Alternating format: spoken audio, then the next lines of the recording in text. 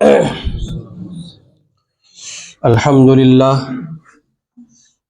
للہ رب العالمین وبہ نستعین والصلاة والسلام علی رسولہ الکریم اما بعد اعوذ باللہ من الشیطان الرجیم بسم اللہ الرحمن الرحیم یا ایہا الناس انا خلقناکم من ذکر وانثی وجعلناکم شعوبا وقبائل لتعارفوا ان اکرمکم عند اللہ اتقاکم ان اللہ علیم خبیر صدق اللہ العظیم۔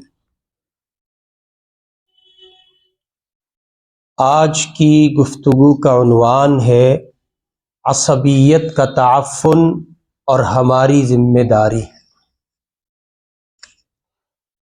عصبیت ہمارے معاشرے میں پایا جانے والا وہ بدترین گناہ ہے کہ جس کی وجہ سے پورا معاشرہ ایک اعتبار سے بہت سے گناہوں کی دلدل میں پھنسا ہوا ہے، یا یوں کہہ لیں کہ اس ایک گناہ کی وجہ سے معاشرے میں پائے جانے والے بہت سے گناہ اس ایک گناہ کی وجہ سے پنپے ہوئے ہیں، بڑھتے چلے جاتے ہیں، اور ان کے پیچھے جب ہم یہ جاننے کی کوشش کرتے ہیں کہ اس کی اصل کیا ہے تو نتیجے میں وہ گناہ کھل کے سامنے آتا ہے جس کو عصبیت کہا جاتا ہے۔ تمام تعریفیں ہیں اس ذات پاک کے لیے جس نے ایک انسان سے پوری انسانیت کو وجود بخشا، اور درود و سلام ہے اس ہستی پر جس نے انسان کو انسانیت کے آداب سکھائے، اور خدا کی رحمتیں ہوں ان برگزیدہ بندوں پر، ان برگزیدہ لوگوں پر جن کے طفیل ہمیں ہدایت کی شمعیں نصیب ہوئیں۔ ہم سب کی معلومات میں یہ بات ہے کہ دنیا میں آنے والے سب سے پہلے انسانی دنیا میں سیدنا حضرت آدم علیہ السلام، جنہیں بندگی کے خاص مقاصد کی تکمیل کے لیے اللہ تعالیٰ نے پیدا کیا، اور پھر ان کی کوکھ سے انسانیت کی اماں حضرت حوا علیہ السلام کو پیدا فرمایا، اور پھر آگے ان کی اولاد میں سے بہت سے مردوں اور عورتوں کو پھیلایا۔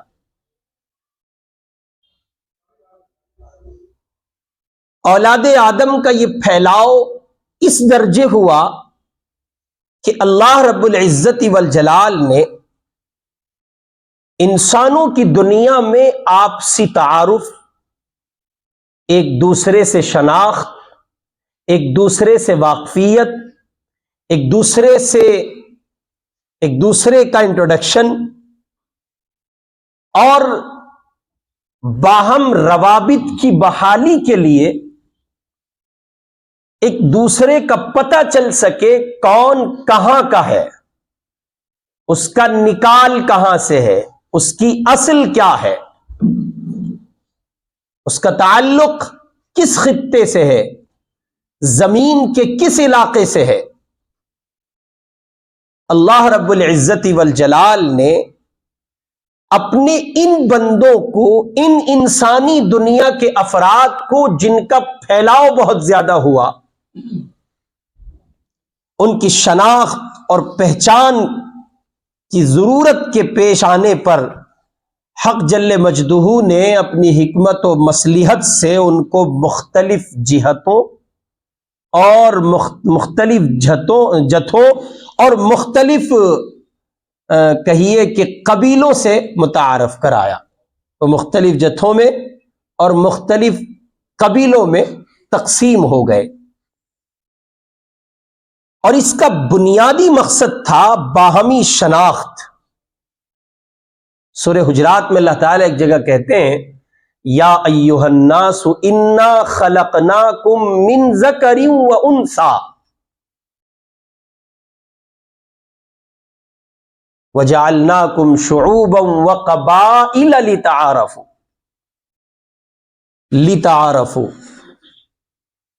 مقصود ہے انٹروڈکشن، آپسی تعارف، ایک دوسرے سے شناخت، واقفیت، پتہ چل جائے کہ صاحب اتنی بڑی انسانی دنیا میں یہ ایک آدمی ہے، اس کا تعارف کیا ہے، یہ کہاں کا رہنے والا ہے، یہ کہاں سے آیا ہے. اس تعارف کے لیے اللہ پاک نے اپنی حکمت اور مصلحت کے پیش نظر اس انسانی دنیا کو تقسیم کیا مختلف جتھوں اور مختلف قبائل میں.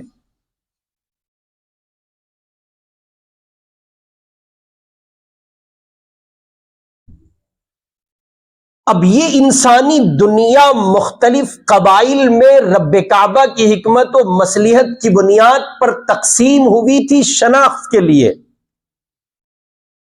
لیکن اس نے اس کو تفاخر کا، بڑائی کا، اعزاز کا اور بہت سی وجاہتوں کا رخ دے دیا، یا پس منظر کے طور پر، بیک گراؤنڈ کے طور پر اس کو پیش کیا، جبکہ اس کا مقصود ہرگز اللہ رب العزت والجلال کی جانب سے وہ نہیں تھا جو انسانوں نے اپنی عقل اور اپنے فہم کی بنیاد پر اس کو رخ دیا. عصبیت بہت آسان لفظوں میں، بالکل زمین کی حقیقت سے جڑ کر اگر ہم سمجھنا چاہیں تو اس کو ایسے سمجھیں، دو بندے آپس میں محو گفتگو ہیں، کوئی تیسرا آدمی آیا، اس نے آ کے سلام کیا، سلام کلام کے بعد جب وہ جانے لگا تو وہ دو بندے جو پہلے سے گفتگو میں مگن تھے، محو تھے، ایک دوسرے سے باتیں کر رہے تھے، ان میں سے ایک نے دوسرے سے کہا، کون تھا؟ کوئی نہیں، بہاری تھا. کون تھا؟ سن رہے ہیں؟ کون تھا؟ کوئی نہیں، بہاری تھا، کام کرتا ہے. یہ تعارف کرایا جا رہا ہے، یہ اندر عصبیت پایا عصبیت کا وہ مرض ہے جو چھپا ہوا ہے. اس اللہ کے مومن مسلم بندے کو، اس انسان کو حقارت کی اس نگاہ سے دیکھنا اور اس انداز پر اس کو متعارف کرانا، کون تھا؟ کوئی نہیں، بہاری تھا. آگے بڑھیں، کہاں کے ہیں؟ جمنا پار میں رہتے ہیں. اور آگے بڑھیں، کہاں کے؟ گاؤں والے ہیں. اور آگے بڑھیں، کہاں کے؟ یو پی کے ہیں. اور آگے بڑھیں، کون ہے؟ چھوٹی برادری کے ہیں. جی. اور آگے بڑھیں، کون ہے؟ غریب ہیں. کون ہے؟ بول کے بتائیں. غریب ہیں. کون ہے؟ نیچ لوگ ہیں. یہ سارے خانے عصبیت کے ہیں.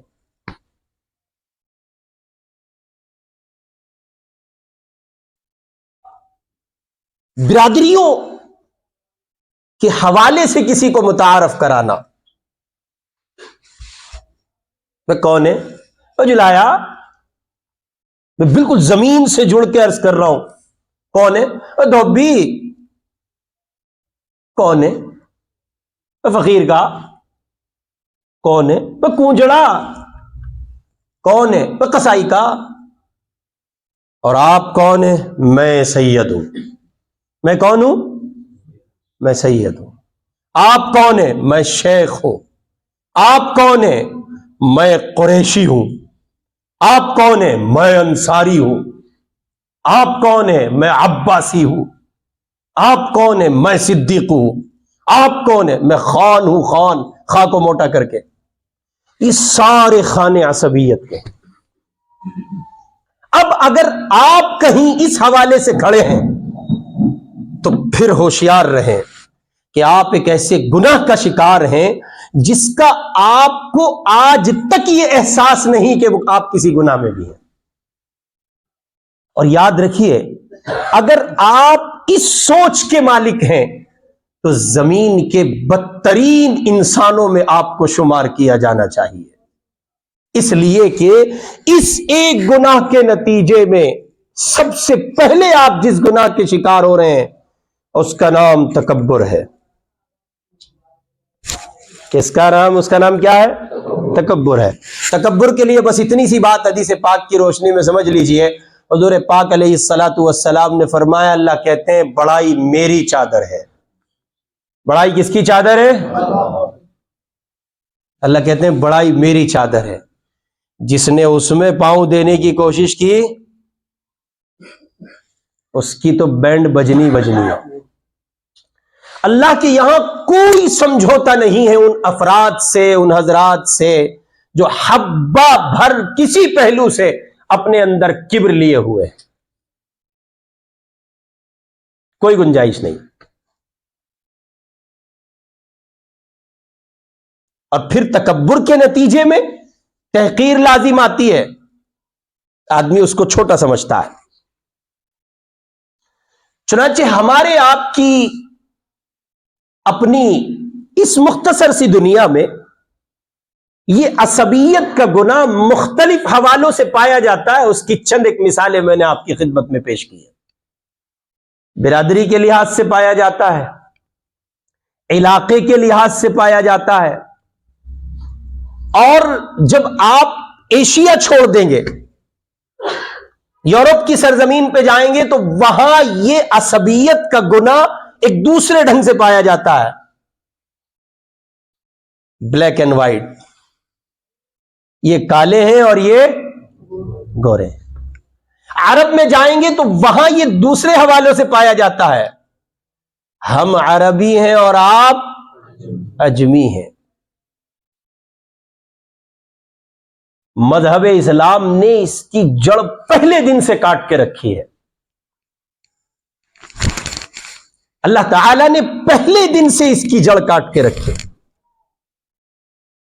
اس آیت کے شان نزول میں مفسرین نے 3 واقعات کو نقل کیا ہے.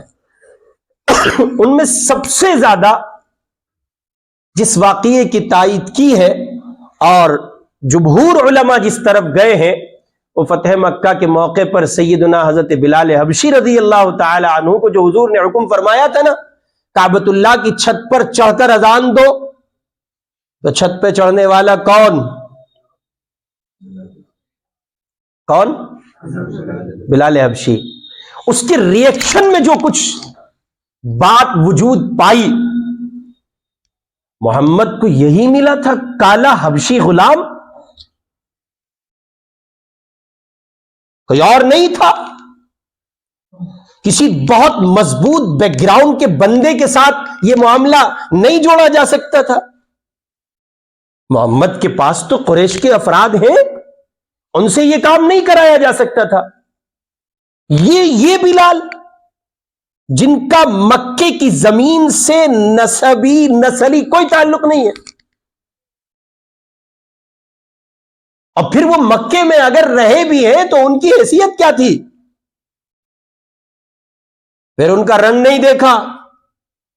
وہ سارے منظر نامے جو میرے آپ کے یہاں پائے جاتے ہیں وہ سب تھے اس وقت.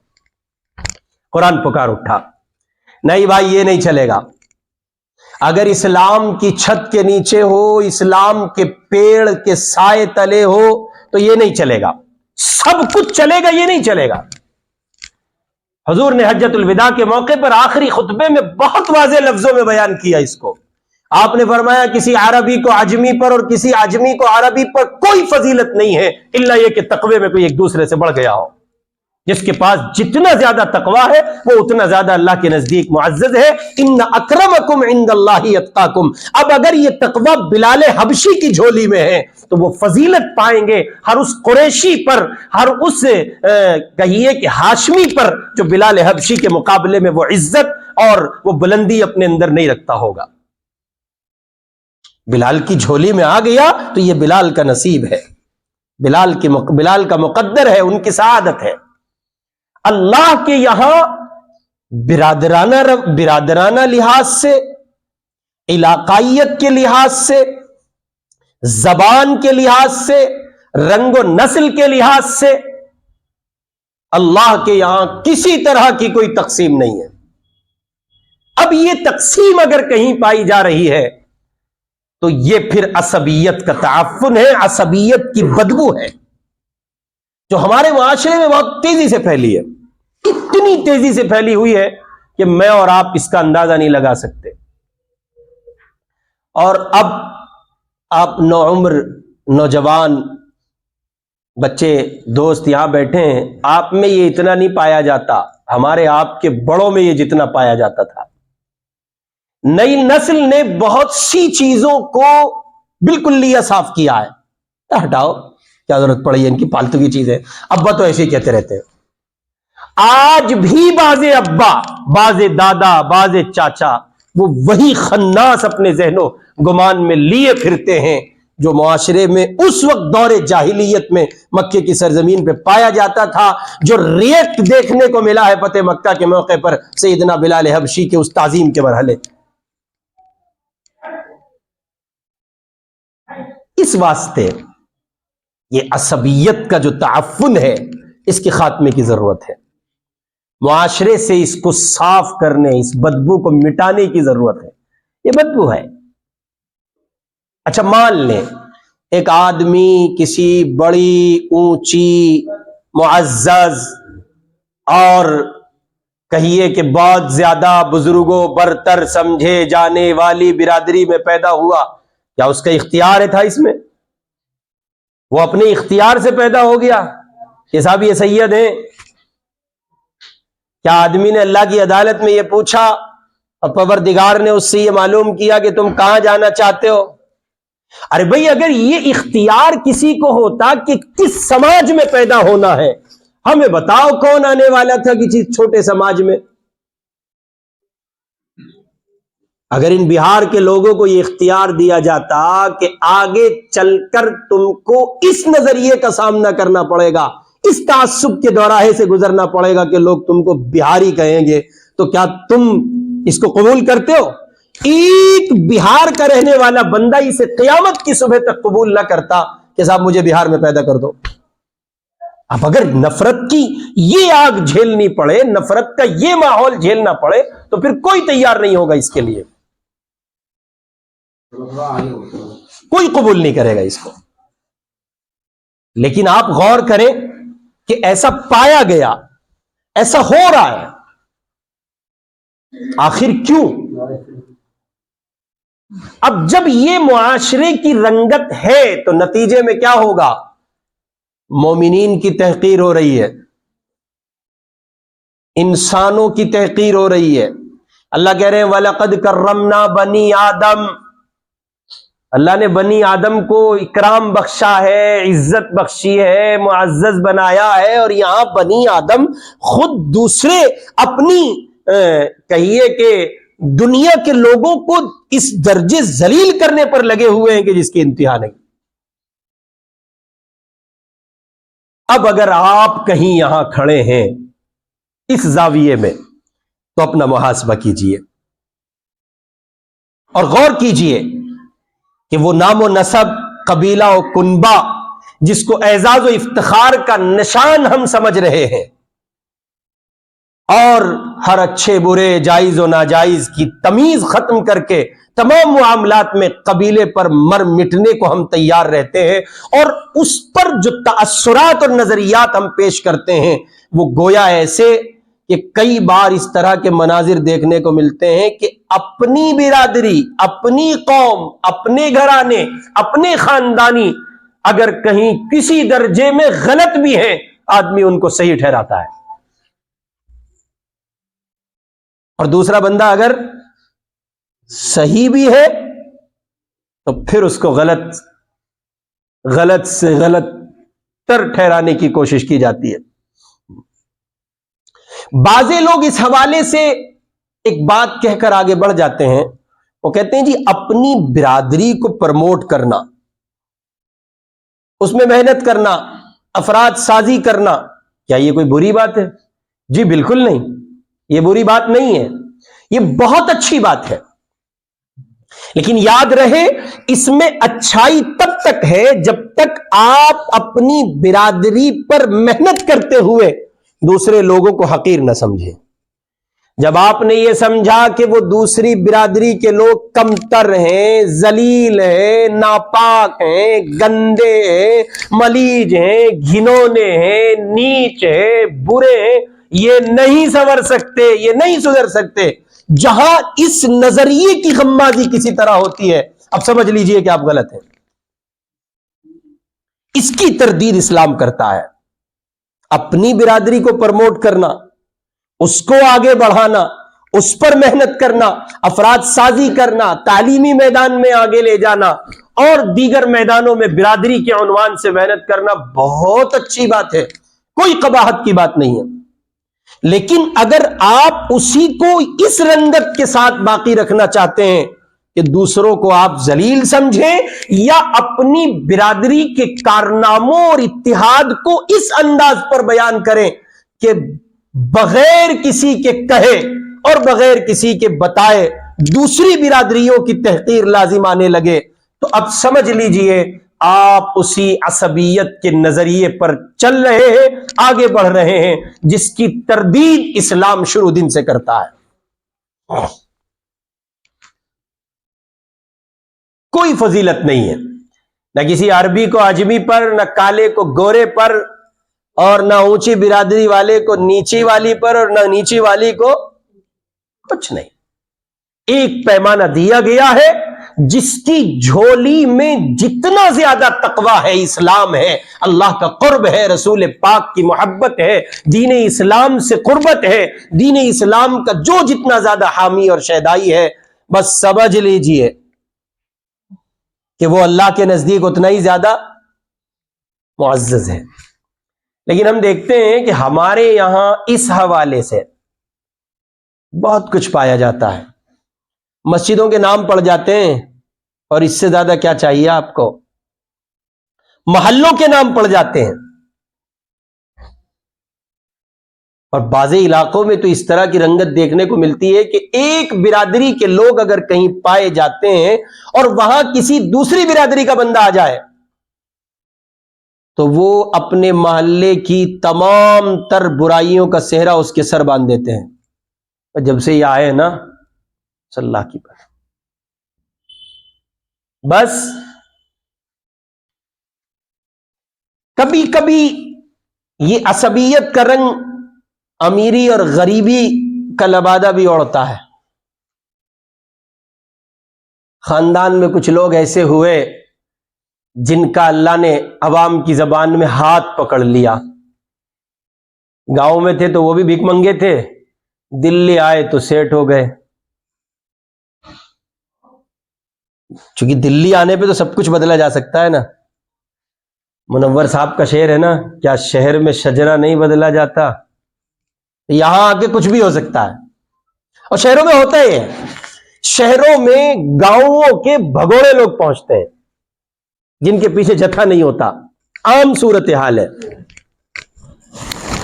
عام صورتحال ہے۔ وہ طبقات گاؤں پہنچتے، گاؤں سے بھاگتے ہیں وہ گھرانے جو پیچھے کچھ نہ کچھ گیم بجا کے آئے ہوتے ہیں۔ لڑائی ہو گئی، مرڈر کر دیا، نام آ گیا، اور اور اور اور اور جیسے ہمارے قدیم دہلی اور جدید دہلی، ان میں ایک نظریہ پایا جاتا ہے، بلا تکلف کہہ رہا ہوں، قدیم دہلی والے وہ صاف کہتے ہیں، میں نے اپنی کانوں سے سنا ہے، جب سے باہر کے لوگ آئے نا دلی خراب ہو گئی۔ سبحان اللہ، ہے، سب نہیں ہے لیکن ہے یہ نظریہ۔ میں ایک مرتبہ، مجھے اچھے سے یاد ہے، میں غالباً باڑہ ہندوراؤ کہیں گیا تھا بیان کرنے کے لیے، مجھ سے ایک صاحب بڑے فخر کے ساتھ کہہ رہے تھے، ہاں باڑہ ہی گیا تھا۔ وہ کہہ رہے میں نے آج تک سیلم پور ہی نہیں دیکھا۔ اب اگر انہوں نے سیلم پور نہیں دیکھا تو بہت سی جگہ انسان نہیں دیکھتا، لیکن اگر سیلم پور نہیں دیکھا ایز اے تحقیر تو یہ مرض ہے۔ یہ کیا ہے؟ مرض ہے۔ چنانچہ جب مجھ سے 2-3 مرتبہ پوچھا تو مجھے یاد پڑتا ہے غالباً میں نے لال کنویں پہ کہیں کہا تھا، مجھ سے کسی نے پوچھا کہاں سے ہیں؟ چمنا پار سے ہیں۔ میں نے کہا جی کالے پانی سے ہوں۔ یہ اندر چھپا ہوا ہے، یہ آپ کے بھی ہے میرے بھی ہے، بشمول اپنی ذات کے عرض کر رہا ہوں، پورا معاشرہ اس کا شکار ہے۔ کہیں لوگ گاؤں والوں کو بہت بیکورڈ سمجھتے ہیں، تعارف کراتے ہیں یہ ہمارے رشتہ دار ہیں، گاؤں سے آئے ہیں۔ کہاں سے آئے؟ سنو، شہر کی رونقوں میں گرفتار شہر کے بیمار لوگ، قرب قیامت امن انہی گاؤں میں رہ جائے گا، اور ایمان کے تحفظات کا بنیادی ذریعہ بنیں گے زمین پر یہ گاؤں دیہات اور کھیڑے۔ جو گاؤں میں ہوگا، جنگلات کی آبادیوں میں ہوگا، وہاں ہوگا جہاں یہ تمہارے اجالے نہیں پہنچتے ہوں گے، وہ اپنے ایمان کی سلامتی کی خیر، اپنے ایمان کی خیر منا سکے گا اور ایمان کی سلامتی کی ضمانت دے سکے گا۔ آپ کمکمے والے، روشن چراغ والے، اجالوں والے اور بجلی والے اور نہاری اور بریانی والے صفے اول میں وہاں ہوں گے جہاں لوگ خطرے کا شکار ہوں گے۔ شہر کوئی بہت زیادہ مزیدار جگہ نہیں ہوتی ہے، یہ تو اب دنیا کی رنگت بدل گئی پورے طور پر۔ ایک دور تھا جب کاٹن نہیں پہنا جاتا تھا، کاٹن پہن لیا تو بیکورڈ ہو گئے، آج کاٹن نہ پہنو تو بیکورڈ ہو جاتے ہیں، تھا کہ نہیں؟ ایک دور تھا کہ صاحب آدمی اپنے بڑوں کی تعظیم تکریم اور ان کے لحاظ میں زبان نہیں کھولتا تھا۔ آج اگر آپ کم بولتے ہیں تو بے وقوف سمجھے جاتے ہیں، اور اگر آپ زیادہ بولتے ہیں، چرب زبان ہے، تو آپ کا بڑا خیال کیا جائے، بڑی معلومات ہے ان کو۔ چاہے معلومات کے نام پر کچھ نہیں ہے لیکن بڑی معلومات ہے۔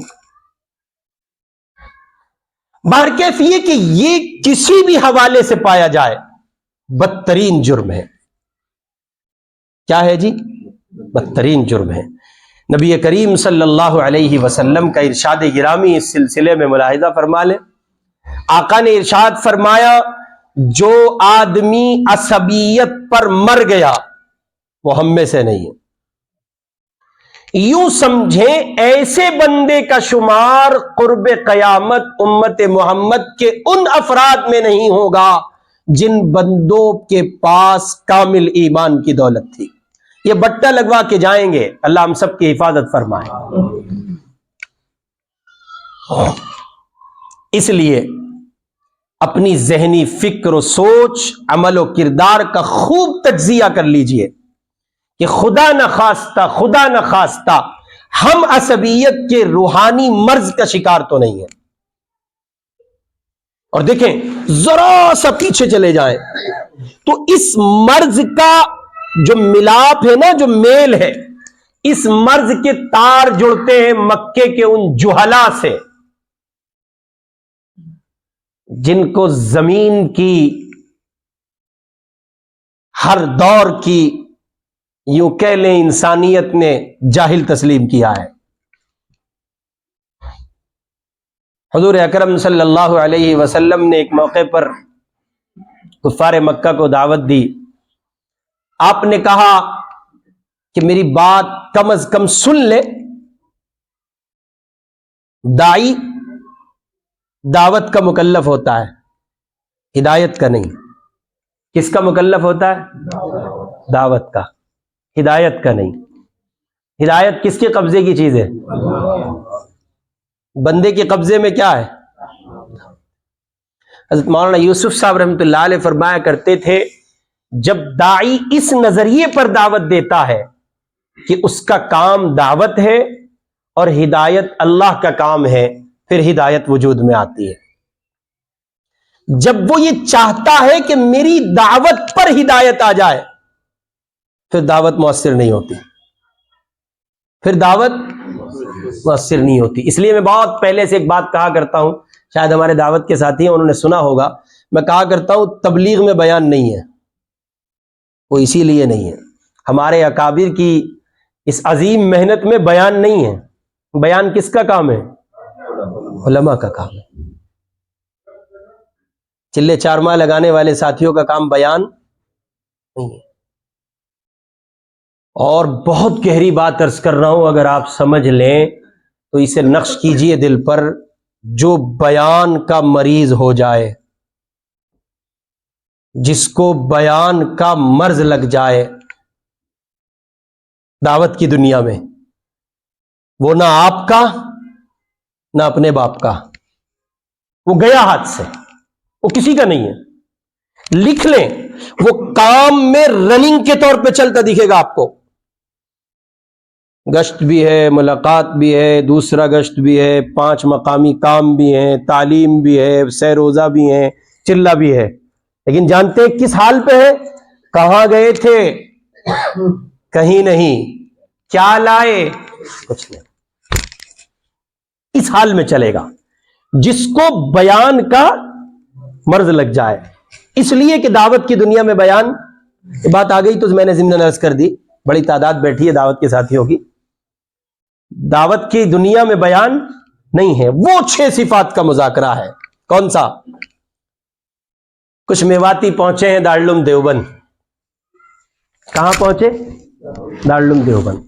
یہ وہ زمانہ ہے جب حضرت حکیم الاسلام حضرت قاری محمد طیب صاحب رحمۃ اللہ علیہ دارالعلوم کے محتمم ہیں، اور حضرت شیخ الاسلام حضرت مولانا سید حسین احمد مدنی رحمۃ اللہ علیہ شیخ الحدیث ہیں، اور شیخ الادب حضرت مولانا اعزاز علی امروہوی رحمۃ اللہ علیہ، جامع المعقولات و منقولات علامہ ابراہیم صاحب بلیاوی رحمۃ اللہ علیہ. اس درجے کے لوگ دارالعلوم میں موجود ہیں. حضرت مولانا محمد الیاس صاحب رحمۃ اللہ علیہ نے میواتیوں کی ایک جماعت بھیجی اور یہ کہا کہ دیوبند جاؤ. کہاں جاؤ؟ دیوبند جاؤ، اور جا کر میرا پیغام دینا کہ ہمیں الیاس نے بھیجا ہے، اور اپنی کارگزاری بتانا جو تم وقت لگا کے آئے ہو، یا جو کچھ میں تمہیں سکھا رہا ہوں. اس زمانے میں میواتی میسر تھے دعوت کی دنیا کو. اب یہ لوگ پہنچے تو حضرت شیخ الاسلام مولانا مدنی رحمۃ اللہ علیہ نے ان میں سے کسی سے کہا کہ ہم دارالحدیث میں اپنے طلبہ کو جمع کر رہے ہیں، اساتذہ بھی ہوں گے، تم میں سے کوئی ایک آدمی بیان کرے گا.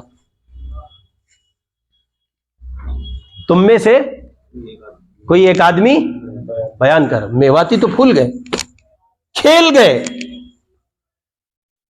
اور انہوں نے کہا نہ حضرت جی، مولو نہ ہو سے میں نہیں کر سکوں گا. سارے میواتی وہ سارے امیر صاحب کی طرف دیکھیں. امیر صاحب کے ذمہ حضرت نے لگایا کہ تمہیں بیان کرنا ہے. کہا نہ ہم سے نہیں ہوگا بیان. اب حضرت نے پریشر ڈالا کہ تمہارے حضرت سے شکایت کروں گا. کیا کروں گا؟ تمہارے حضرت سے شکایت کروں گا. اب میواتیوں کو یہ بھی گوارا نہیں تھا کہ حضرت مولانا محمد الیاس صاحب رحمۃ اللہ علیہ سے ان کی شکایت کی جائے اور یہ کہا جائے کہ تمہارے لوگوں نے ہماری بات نہیں مانی. یہ بھی ان کو گوارا نہیں تھا. بڑے پریشان، اللہ کیا کیا جائے. بالآخر یہ کہ ان اللہ کے بندوں نے اس بات کو زور مار کر قبول کر لیا. کیا کر لیا؟ قبول کر لیا. اور یہ طے ہوا کہ ٹھیک ہے جی، رو کر دھو کر امیر صاحب بات کر لیں گے. کہاں کی دارالحدیث ہے؟ دارالعلوم دیوبند کی دارالحدیث ہے. آپ جانتے ہیں دارالعلوم دیوبند کی دارالحدیث میں کلام کرنا شیخ الاسلام حضرت مولانا محمد تقی صاحب عثمانی دامت برکاتہم العالیہ جیسا عظیم انسان جو علماء دیوبند کا ترجمان ہے اور ان کی وراثت کا سچا امین ہے، وہ آدمی اپنے آپ میں جھجک محسوس کرتا ہے. جانتے ہیں کیوں؟ اس لیے کہ وہ مسند ہے قاسم العلوم والخیرات حضرت مولانا محمد قاسم صاحب نانوتوی رحمۃ اللہ علیہ کی، اور روحانی مسند ہے امام ربانی حضرت گنگوہی رحمۃ اللہ علیہ کی، اور روحانی مسند ہے شیخ الہند علامہ محمود حسن دیوبندی رحمۃ اللہ علیہ کی. اور یوں کہیں پھر بعد کے لوگوں میں ایک لمبی فہرست ہے، کس کو آپ کہیے، شمار کیجیے اور کس کو نہ کہیے. اب وہاں ایک میواتی کا نمبر اور پریشر ڈالا جا رہا ہے، صاحب آپ کو بیان کرنا ہے، اور اگر آپ بیان نہیں کریں گے تو آپ کی شکایت ہو جائے گی۔ دیکھو یہ بیان تھا اس زمانے کا، کاش کہ ہم اور آپ اس بیان پہ لوٹائیں، تہلکہ مچا دیتا ہے یہ بیان۔ کون سا بیان؟ یہ والا بیان جو میواتی کرتے ہیں۔ اور جب سے یہ نقل ہونے لگی، طارق جمیل صاحب کی نقل ہو رہی ہے، حضرت مولانا سعد صاحب کی نقل ہو رہی ہے، فلاں کی نقل ہو رہی ہے، فلاں کی نقل ہو رہی ہے، جب چلہ لگا کے ساتھی 3 دن لگا کے اقوال نقل کرنے لگے، بس سمجھ رو ادھر بھی اور ادھر بھی دونوں طرف ڈھول بج رہا ہے اور اندر مایا نہیں ہے۔ حضرت مولانا یوسف صاحب رحمۃ اللہ علیہ کی خدمت میں ایک جماعت چلہ لگا کے آئی، تو اس زمانے میں حضرت ہی کارگزاری لیتے تھے، حضرت ہی روانگی کی بات کرتے تھے۔ تو امیر صاحب کہنے لگے حضرت مجھے کچھ خاص بات کرنی ہے آپ سے۔ جیسے آج کل ہمارے ساتھی بیعت ہونے کے بعد فوراً ان کو خواب آنے شروع ہو جاتے ہیں، حضرت کچھ خاص بات کرنی ہے۔ میں نے کہا پتہ نہیں کیا کہے گا حضرت، تو میں نے خواب دیکھا۔ ڈوب کے مر جاؤ یار، بیکار کی باتیں ہیں، خوابوں میں جی رہے ہیں۔ میں نے خواب دیکھا حضرت، کہاں تھے؟ مجھے کبھی کبھی بڑا یاد آتا ہے، وہ ہماری مسجد ہے نا انشاءاللہ جہاں ہم ہوا کرتے تھے، وہ ہمارے مؤذن صاحب حافظ محمد اسلم صاحب، وہ کہتے ہیں مولوی صاحب میں نے خواب میں کبھی اپنے آپ کو زمین پہ نہیں دیکھا، ہمیشہ فضا میں رہا ہوں۔ تو یہ مستقل خواب دیکھنے والے مریدین کا بھی حال یہی ہوتا ہے۔ ان سے پوچھو صاحب تسبیح پڑھی؟ اچھا کیوں نہیں آ رہے تھے اتنے دن سے ملاقات کے لیے؟ حضرت اس لیے نہیں آ رہا تھا۔ پھر آپ پوچھتے معاملات ہو رہے نہیں ہو رہے تو بیعت کیوں ہوئے تھے؟ وہ ایک چھوٹا سا کوارٹر ڈبہ ایسے جیب میں چھپایا ہوا ہے اور چپکے سے لا کے پیش کیا، یہ کیا ہے؟ رشوت؟ نہیں نہیں حضرت، محبت ہے۔ پیر صاحب بھی تو انسان ہے نا، کھاوے گا تو پوچھے گا، جی بولے کھاوے گا تو پوچھے گا، سموسے کھلا رکھے ہیں پھر تو نہیں پوچھنے کا معاملات کو؟ بالکل پوچھے گا، کیوں نہیں پوچھے گا بھائی؟ یہاں تو یاری کوئی نہیں نا۔ اب اگر آپ اس پس منظر میں بیعت ہوئے ہیں کہ آپ بس چڑھاوے چڑھتے رہیں گے اور معاملہ چلتا رہے گا، ہرگز نہیں۔ تو اس نے کہا حضرت ذرا بات کرنی ہے کوپچے میں۔ حضرت نے فرمایا ہاں کہو کیا بات ہے؟ کہا حضرت مجھ پہ زمین کی چیزیں کھلتی ہیں، زمین کی چیز۔ بعض ساتھیوں کو الہام بہت ہوتا ہے۔ حضرت تھانوی رحمۃ اللہ علیہ کی خدمت میں ایک مرید نے کہا حضرت مجھے الہام ہوتا ہے۔ فرمایا کوئی تعجب کی بات نہیں، کتوں کو بھی ہوتا ہے۔ یہ نشہ ہے۔ یہ کیا ہے؟ یہ نشہ ہے۔ شیطان اس طرح بھی مارتا ہے۔ دلی سے چلیں آپ، سہارنپور جانا ہے آپ کو، راستے میں گورنمنٹ نے اسٹیشنوں کو ڈیولپ کیا ہے، گارڈن بنا دیے، خوبصورت گارڈن بنا دیے۔ آپ چلے تھے دلی سے، منزل آپ کی سہارنپور ہے، کوئی خوبصورت اچھا سا اسٹیشن آپ نے دیکھا، آپ ٹھہرتے ہیں وہاں، اس کو منزل سمجھیں گے؟ بس یہ خوبصورت اسٹیشنوں کی مانند ہے ان کی حقیقت اور حیثیت، اس سے زیادہ کچھ نہیں ہے۔ جب یہ خواب بہت آنے لگے تو سمجھو اسٹیشن ڈیولپ ہو رہے ہیں اور آپ کو بہکانے کی ہر ممکن کوشش کی جا رہی ہے۔ اب آپ کیا کریں گے؟ تو آپ کے پاس راستہ یہ ہے کہ اپنے اعمال پر نظر کیجئے۔ تسبیحات ہو رہی ہیں، ہو رہی ہیں، تلاوت ہو رہی ہے، ہو رہی ہے، اذکار ہو رہے ہیں، ہو رہے ہیں، گناہوں سے بچا جا رہا ہے، بچا جا رہا ہے۔ ایک شعبے سے جڑ کر دوسرے کی تحقیر تو نہیں ہو رہی۔ دعوت کی دنیا میں تھے، پھر بیعت ہو گئے تو دعوت کی دنیا سے کنارہ کر لیا؟ نہ، قطعاً نہیں۔ مدرسے میں تھے اور مدرسے سے پلے بڑے، آگے بڑھے، پھر کسی دوسرے شعبے میں گئے اور مدرسوں کی تحقیر اور تذلیل کرنے لگے؟ نہ، نہیں چلے گا۔ وہ تو چلیں گے جو رفیق ہوں گے، وہ نہیں چلیں گے جو فریق ہوں گے۔ اور سنو ایک بات اور ذہن میں رکھ لو، اتنے پر بھی نہیں چلتے۔ کتنے پر؟ اتنے پر کہ بس آپ کے ذہن میں اتنی بات آئے، خالی اتنی بات، جان نہیں ہے اب مدرسوں میں، جان نہیں ہے، آپ کا بیڑا غرق پکا ہے، اب تبلیغ میں جان نہیں ہے، آپ گئے، اب خانقاہوں میں وہ بات نہیں، آپ گئے، کوئی جائے نہ جائے آپ گئے، کوئی برباد ہو نہ ہو آپ ہو چکے۔ اس نظریے کے پنپنے پر، آپ کے ذہن میں اس خباثت کے آ جانے پر، ان حضرت میں اب وہ بات نہیں ہے۔ آپ گئے، کوئی نہیں گیا، ساری دنیا میں اجالا ہے، آپ میں اندھیرا ہے۔ اور سنیں میاں، یہ اندر باطن کی دنیا کی وہ تاریکی ہوتی ہے جو بہت ڈیپلی دیکھنے کے بعد بھی آدمی کو نظر نہیں آتی، اور بڑے بڑوں کو نہیں آتی۔ الامان الحفیظ، اللہ ہم سب کی حفاظت فرما دے۔ ہم اور آپ تو پھر بھی عوام کا حصہ ہیں، بڑے بڑوں کو نہیں آتی۔ حضرت شیخ الحدیث صاحب مولانا زکریا رحمۃ اللہ علیہ، ابو عبداللہ اندلسی کا واقعہ بار بار، ایک بار نہیں، بار بار رمضان المبارک میں مزار العلوم سہارنپور میں جو لوگ معتکف ہوتے تھے بار بار پڑھواتے تھے، بار بار پڑھو۔ ایک عیسائی بچی کو حقیر سمجھنے کی وجہ سے 30,000 مریدوں کا پیر ہے، 30 خانقاہیں آباد ہیں، 30,000 حدیثوں کا حافظ ہے۔ بغداد کی سرزمین پر اس اللہ کے بندے کا ایسا رعب و دبدبہ اور توتی اس کی بولتی ہے کہ وقت کا شیخ ہے۔ ایک عیسائی بچی کو حقیر سمجھنے پر اور اپنے ایمان پر تکبر آ جانے کی وجہ سے اللہ نے ایمان چھین لیا۔ کچھ بچتی ہے جان؟ کچھ نہیں کیا، بس اتنا کیا ہے۔ لوٹ آئیے مضمون پر واپس، بس اتنا کیا ہے۔ پیاری ہے، آپ کے کارخانوں میں کام کرتے ہیں لوگ، آپ کی دکانوں پہ کام کرتے ہیں لوگ، آپ کے ٹھیلے ڈھونے، مال ڈھونے والے ٹھیلوں کے مزدور ہیں لوگ، آپ کا مال ادھر سے ادھر اٹھا کر مزدوری کرنے والا وہ مزدور، سچا طبقہ، پیارا اور مخلص طبقہ، جن کی کمزوری اور بے بسی کی لاج رکھتے ہوئے اللہ آپ کو مال دیتا ہے۔ اب یاری ہے، کہاں ہے صدر کے دکاندار بیٹھے ہوں گے یہاں، آپ کے یہاں بہت لوگ کام کرتے ہیں، آپ بڑے سیٹ صاحب اندر بیٹھے ہیں کرسی پہ، جھولا لے رہے ہیں، ہل رہے ہیں، بڑے دکاندار ہیں، بڑے کارخانے والے ہیں۔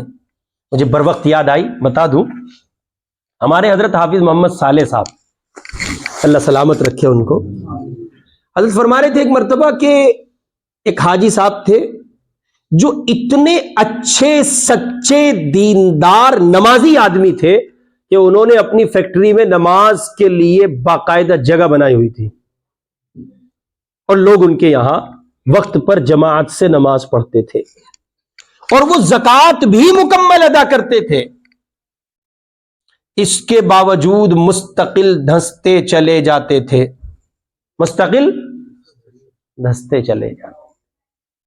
ہم اور آپ تو اسی کو سمجھتے ہیں نا قتل، کہ کسی کا گلا کاٹ دیا جائے تو قتل ہے، پیٹ میں چھرا گھونپ دیا جائے تو قتل ہے، اس کو کن پٹی پہ رکھ کے شوٹ کر دیا جائے تو قتل ہے، پھانسی دے دی جائے تو قتل۔ میاں قتل کے اور بہت سے زاویے ہیں اور بہت سی راہیں ہیں، وہاں سے بھی انسان قتل ہوتا ہے۔ اب وہ فرمانے لگے، عجیب بات انہوں نے کہی، حضرت فرما رہے تھے کہ وہ مستقل ڈاؤن جا رہے تھے، مستقل، تو انہوں نے رجوع کیا حضرت سے، مشائخ پکڑتے ہیں، انہوں نے کیا کیا؟ رجوع کیا، اور رجوع کرتے ہوئے انہوں نے کہا حضرت میں زکوٰۃ مکمل دیتا ہوں اور نمازیں مکمل ادا کرتا ہوں، اور میرے اسٹاف میں کام کرنے والے جو ملازمین ہیں وہ نماز کی رعایت اور وقت پر ادا کرتے ہیں، ساری چیزیں مستقل ڈاؤن جا رہا ہوں، کیا وجہ ہے؟ حضرت نے فرمایا غور کریں، کچھ ایسا ہوا ہے جو اللہ کو ناراض کر گیا، کچھ ایسا ہوا ہے، غور کریں۔ بیچارے بڑے پریشان، بہت غور کیا، اپنے مینیجر کو بلایا، اپنے خاص کر جو ان کا ملازم تھا، وہ تھا مستری تھا، کارخانہ دیکھتا تھا، فیکٹری دیکھتا تھا، اسے کچھ ایسا بتاؤ کچھ ہوا ہو۔ کہا نہیں بھائی کچھ ہوا ہی نہیں، بھائی کچھ ہوا ہی نہیں، کہا نہیں کچھ تو ہوا ہے۔ انہوں نے پھر کہا حضرت میں نے بہت غور کیا، سمجھ میں نہیں آ رہا۔ حضرت نے فرمایا اور غور کرو، کیا کرو؟ اب انہوں نے جب اور غور کیا تو پتا چلا ان کے یہاں وہی نظریہ پایا گیا. کون سا؟ بہاری تو ہے. کون سا؟ وہ ایک بہار کا بچہ تھا، ان کے یہاں مزدور تھا، اس سے انہوں نے چائے منگائی تھی. کیا منگائی تھی؟ اب وہ چائے دیتے ہوئے کسی طرح گر گئی. اس گرنے پر جو وہ غضبناک ہوئے اور پھر خدا جو ان پر غضبناک ہوا، تو آج تک اس غضب کا وہ شکار ہے. یعنی اس وقت تک اللہ کو بری لگی. یہ بہت لمبا چلا پروسیجر. چائے دی گئی، چائے گری، گرنے کے بعد وہ غضبناک ہوئے. کتنی دیر کا کھیل ہو سکتا ہے میرے آپ کے لحاظ سے؟ منٹ، 2 منٹ، 3 منٹ، 4 منٹ، بہت کھینچیں گے 5 منٹ، بہت طویل اگر رہا ہوگا تو 10 منٹ، بہت چرچا ہوئی ہوگی تو 30 منٹ. بس نا، اس سے زیادہ تو نہیں. کہیں نہ کہیں وہاں یہ بات ضرور آئی ہوگی، بیٹھنے والوں نے بھی کہا ہوگا، خود اس شخص کے دل میں بھی آئی ہوگی. بچہ تھا، ہو گئی. کیا تھا؟ بچہ تھا، ہو گئی. لیکن چونکہ جو اس بچے کا خالق و مالک ہے، جس نے اس کو مزدور بنایا ہے اور آپ کو اس کا مالک بنایا ہے، یہ آپ کا ملازم ہے اور آپ اس کے آقا ہیں، مالک ہیں، وہ یہ پورا منظرنامہ دیکھ رہا ہے. ساری دنیا سے اوجھل ہے، اس سے اوجھل نہیں ہے. اس نے دیکھا میرے بندے کی تحقیر کی گئی، تذلیل کی گئی، نکال دو برکت. خوب انکم ہو رہی ہے، خوب کاروبار ہو رہا ہے، خوب مال آ رہا ہے، لیکن برکت نام کی کوئی شے نہیں ہے. حضرت مولانا یحییٰ صاحب رحمۃ اللہ علیہ تھے نا، شیخ کے والد مولانا زکریا صاحب کے، ان کا ایک کتب خانہ تھا سہارنپور میں، آج بھی ہے، کتب خانہ یحیوی. تو حضرت مولانا محمد الیاس صاحب رحمۃ اللہ علیہ خاموش طبیعت آدمی تھے. یہ دعوت کی دنیا کی ابتدا سے پہلے وہ مزار العلوم سہارنپور میں تھے اور خالی اوقات اپنے بڑے بھائی مولانا یحییٰ صاحب کے کتب خانے پہ گزارتے تھے. وہاں ایک مولوی صاحب تھے جو ملازم تھے حضرت کے یہاں. انہوں نے ایک مرتبہ بطور طنز مولانا الیاس صاحب رحمۃ اللہ علیہ کو کہا، میاں مولوی الیاس کچھ کر لو، یوں ہی زندگی گزارو گے؟ وہ حضرت کو لگ گئی. مولانا یحییٰ صاحب کو پتہ چلا تو بہت خفا ہوئے، اور میں خبردار اگر آئندہ کچھ کہا، اللہ میرے اس کمزور بھائی کی وجہ سے مجھے روزی دیتا ہے. یوں ہی تھوڑی ملتی ہے، یہ کنیکٹیوٹی ہے میاں، ایک سے ایک جڑا ہے. سب کی چینیں توڑ دو، تنہا کھڑے ہو جاؤ، ہم بتا دیں گے کیا ملنے والا ہے. نہ مجھے نہ آپ کو کچھ نہیں ملے گا. یہ ہم سے کنیکٹ ہے، مربوط ہے اللہ کے کمزور بندے. اور حدیث ہے نا، صریح حدیث ہے، تمہارے کمزوروں کی وجہ سے تمہیں، ارے پڑھتے ہو کہ نہیں پڑھتے بھائی تعلیم میں مستقل؟ اور میاں صرف روزی نہیں دی جاتی، تمہارے کمزوروں کی وجہ سے مصائب بھی تم پر سے ٹلتے ہیں. 2 باتیں پیچھے چھوٹ گئیں، ایک وہ دارالعلوم دیوبند کی دارالحدیث، ایک وہ مکہ مکرمہ کے کفار کا یہ کہنا. حضور پاک علیہ الصلوۃ والسلام نے ان سے کہا کہ میری بات سن لو. انہوں نے کہا محمد کہیے صلی اللہ علیہ وسلم، بات تو سن لیں گے، لیکن اس وقت جب ہم آپ کی مجلس میں ہو، یہ جو تمہارے آپ کے یہ پھالتو لوگ ہیں نا، غریب لوگ. کون لوگ؟ یہ غریب لوگ. اب یار یہ تو ہے، یہ مکے میں بھی پایا جاتا تھا. یہ ہے نا، یہ بلال یہ نہیں ہونے چاہیے. یہ فالتو لوگ جو ہیں، یہ کون کہہ رہے ہیں؟ کفار مکہ کہہ رہے ہیں، یہ نہیں ہونے چاہیے. حضور پاک صلی اللہ علیہ وسلم جو امت پر انتہائی شفیق، مہربان، بے پناہ جان لٹانے والی شخصیت ہے، انہوں نے سوچا چلو یہ کسی طرح تو بات سنیں، ممکن ہے اللہ ان کی ہدایت کا سامان کر دے. کہ ٹھیک ہے میں اپنے ساتھیوں سے کہہ دوں گا، کوئی نہیں ہوگا. یہ ہمارے اندر پایا جاتا ہے مرض. بتا دوں کیسے پایا جاتا ہے؟ یار حضرت سے تنہائی میں ملواؤ، اور بیٹھے رہتے ہیں نا، گئے اور بیٹھے رہتے ہیں نا یار، وہ چپکے رہتے ہیں، ہٹتے ہی نہیں. دیکھیں 2 الگ الگ باتیں. آپ کو اپنی بات کہنی ہے، تنہائی کا وقت لینا ہے، الگ پہلو ہے. اس انداز پر یار وہ چپکے رہتے ہیں، ہٹتے ہی نہیں ہیں، پتہ نہیں کیسے ہیں. کوئی کام دھندہ ہی نہیں، غریب لوگ ہیں. آپ بہت امیر ہیں، آپ کے پاس کام ہی کام ہے، یہ بھی بڑا کام ہے، فرشتے تیار ہیں اس کام کی اجرت دینے کے لیے آپ کو. جاتے ہی ضرب یضربو کی گردان ہوگی، ٹکائی ہوگی، مارو طبیعت سے. کم بخت عصبیت پھیلا کے آیا ہے. اللہ میری آپ کی سب کی حفاظت فرمائے. حضور پاک صلی اللہ علیہ وسلم نے اپنے ساتھیوں سے کہا، خدام سے آپ نے کہا کہ بھئی وہ فلاں لوگ ملنے آ رہے ہیں، اس وقت میں کوئی نہیں ہونا چاہیے. پھر بھی کوئی دیوانہ آ جائے تو اب اسے روکا تو نہیں جا سکتا نا. ایسے ہی ایک دیوانے تھے حضرت عبداللہ بن ام مکتوم رضی اللہ عنہ. نابینا صحابی ہیں. کون ہے؟ دکھتا نہیں. حضور بات کر رہے ہیں، عبداللہ ابن ام مکتوم کو دکھتا نہیں ہے. حضور نے منع کیا ہے کوئی مجلس میں نہ آ جائے. مکے کے ان بدماشوں نے، جاہلوں نے یہ شرط لگائی ہے کوئی غریب آدمی مجلس میں نہیں ہوگا، کمزور آدمی مجلس میں نہیں ہوگا، کوئی چھوٹا آدمی مجلس میں نہیں ہوگا. ان تمام شرائط کے ساتھ قیود کے ساتھ بات سننا چاہتے ہیں. حضور نے اپنے دیوانوں سے کہا عبداللہ ابن ام مکتوم کو دکھتا نہیں ہے، آواز آتی ہے، آواز کانوں میں پڑ رہی ہے، رس گھول رہی ہے، محبت دل کی دنیا میں راسخ ہو رہی ہے، عشق رسول بڑھ رہا ہے، حضور کی محبت کھینچ رہی ہے. یہ رحمت والی آواز کانوں سے، سماعت سے ٹکراتی تو ہے، لیکن دیدار مصطفیٰ، آپ کا وجود، آپ کی شخصیت، آپ کی مجلس میسر نہیں آ رہی ہے. عبداللہ ابن ام مکتوم کو کھل رہا ہے. آگے بڑھ رہے ہیں. السلام علیکم یا رسول اللہ، السلام علیکم، السلام علیکم. حضور نے جواب نہیں دیا. جواب نہ دینے کی مصلحت جانتے ہیں نا؟ کفار مکہ نے شرط لگائی ہے.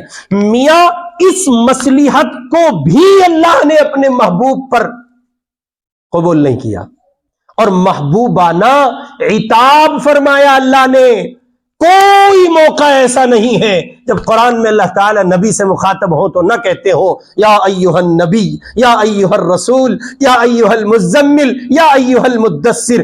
پہلا موقع ہے اللہ براہ راست خطاب کر رہے ہیں، کہہ رہے ہیں عبس وتولی، چہرہ پھیر لیا، ان جاءہ الاعمی، اس لیے کہ اسے دکھتا نہیں تھا. میں ترجمہ نہیں کر رہا ہوں، اپنی زبان میں آپ کو بات عرض کر رہا ہوں، گویا مفہوم عرض کر رہا ہوں. یعنی عبداللہ بن مکتوم ادھر آئے تو حضور علیہ السلام نے، تاکہ وہ، چونکہ ان کے سامنے تو منظر نامہ نہیں تھا نا، اور میاں سورہ عبس کی تفسیر پڑھیے، پاؤں تلے زمین نکل جاتی ہے. اب ذرا غور کریں، نبی پاک علیہ السلام دور تک وہ نظریہ نہیں رکھتے ہیں، توقع نہیں، تصور نہیں. امام الانبیاء کی ذات ہے، سوچ میں نہیں لایا جا سکتا، ہے ہی نہیں تو لائیں گے کہاں سے؟ امام الانبیاء کی ذات ہے کہ وہ کسی سے نظریں پھیر لیں. ایک مصلحت کے پیش نظر یہ کیا گیا ہے، اللہ اس کو بھی گوارا نہیں کر رہے ہیں. جہاں یہ مرض، وہ مرض نہیں تھا، وہ مرض نہیں تھا، وہ مصطفیٰ کی کیا تھی؟ حکمت تھی. یہاں یہ مرض کی شکل اختیار کیے ہوئے ہے باقاعدہ. ہم اور آپ عصبیت کے نام پر اس کو پنپائے ہوئے ہیں، اور امت کے کمزور لوگوں کو غریب سمجھتے ہیں. وہ جن کے پاس مال ہے وہ بیکار سمجھتے ہیں جو اونچی برادری میں ہیں، وہ بیکار سمجھتے ہیں جو دلی میں ہیں، یو پی والوں کو، بہار والوں کو. کیا ہے یہ؟ کیا ہے یہ؟ بمبئی چلے جائیے، ممبئی والوں کا اپنا نظریہ کہ صاحب یہ باہر کے لوگ جب سے آگے انہوں نے ہماری ممبئی خراب کر دی. تمہارے باپ کی نہیں ہے دلی، اور تمہارے باپ کی نہیں ہے ممبئی. یہ زمین کل کائنات انسانوں کی ہے، جو جہاں چاہے گا رہے گا. یہ مصطفیٰ کا نظام ہے. میاں وہ حرم ہے نا، حرم مکی، حرم مدنی، اور وہ بیت المقدس، اس پر کسی کی اجارہ داری نہیں ہے. پوری جمیع امت، کل امت مسلمہ کا اثاثہ ہے. عرب کے لوگوں کا نہیں ہے کہ عرب کے باپ کی جاگیر ہے، وہ ہرگز نہیں.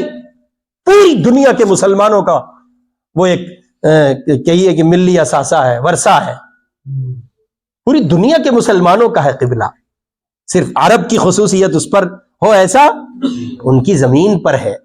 عرب ہونے کی بنیاد پر ان کی تعظیم ہوگی چونکہ مصطفیٰ کی زمین کے ہیں. لیکن اگر وہ یہ دعوے دار ہو جائیں کہ اب یہاں اجمیوں کی گنجائش نہیں ہے، تو یہ دعویٰ ان کا قبول. تو حضور پاک علیہ السلام نے از راہ مصلحت یہ عمل فرمایا. اللہ کو جلال آ گیا. ہم اور آپ تو مستقل عصبیت کے نام پر پائے جانے والے گناہ کا شکار ہیں، تو ذرا غور کریں ہم پر خدا کی کس نگاہ کا، کون سی نگاہ ہم پر پڑتی ہوگی؟ محبت والی، غصے والی؟ وہ حاجی صاحب کہنے لگے کہ جب مجھے یہ بتایا گیا کہ وہ بچہ جو کام کرتا تھا اس کے ساتھ یہ رویہ ہوا، بظاہر تو کچھ نہیں آتا سامنے، تب ان حاجی صاحب نے کہا کہ میں نے 3 دن اپنے یہاں سے چھٹی لی، کارخانے کو بند کیا، اس بچے کی تلاش میں نکلا۔ اب وہ بچہ نہیں رہا تھا، بڑا ہو گیا تھا، 1-2 سال کے بعد کی بات، جو بڑا ہو گیا، اس کے گاؤں گئے، اس کو منایا، معافی مانگی، راضی کیا، تب جا کے کاروبار بحال ہوا۔ سنیں، شاعر کہتا ہے عدل و انصاف فقط حشر پہ نہیں موقوف، زندگی خود بھی گناہوں کی سزا دیتی ہے۔ اللہ ہم سب کی حفاظت فرما دے۔ وہ حضرت مولانا حسین احمد صاحب مدنی رحمۃ اللہ علیہ، ہاں بھائی امیر صاحب تمہیں بیان کرنا ہے۔ حضرت ہم سے نہ ہو، ہم سے نہیں تمہیں بیان کرنا ہے، ورنہ تمہارے مولانا سے ہم شکایت کریں گے۔ کہا جی ٹھیک ہے، بہت اچھی بات ہے، اب اگر آپ کہہ رہے ہیں تو بیان کریں گے، ہم آپ کہہ رہے ہیں تو پھر ہم بیان کریں گے۔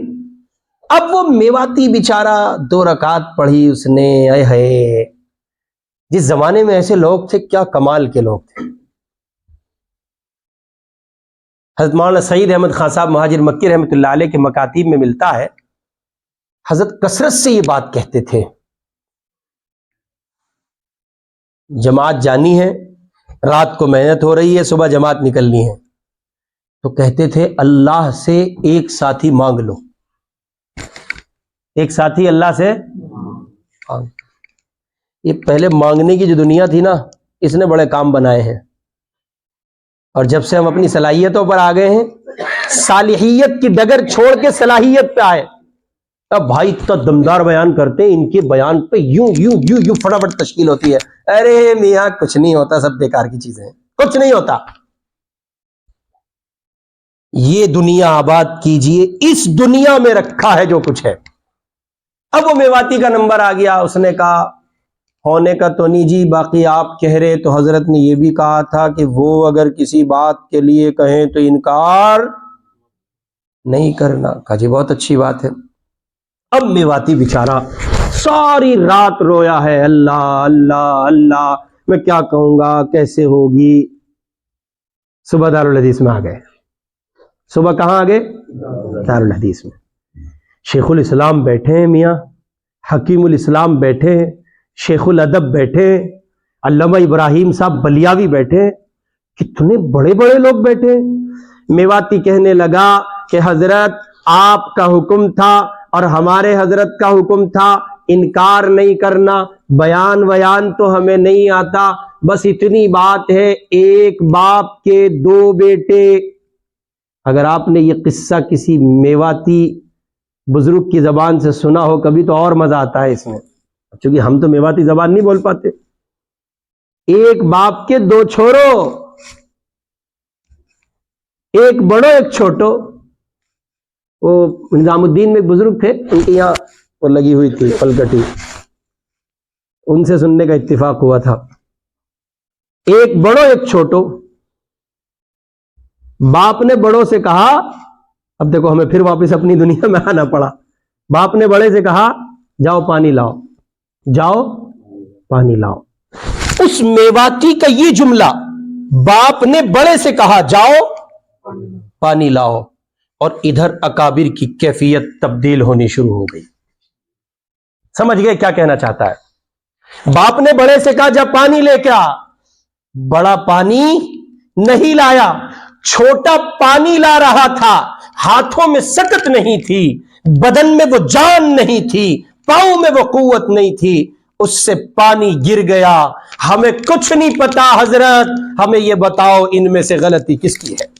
اوئے ہائے، میرے شیخ ہمارے حضرت فرمایا کرتے ہیں کہ اس قصے کے اتنے نقل ہو جانے کے بعد دارالعلوم کی دارالحدیث میں اکابر چیخے مار کر رو رہے تھے.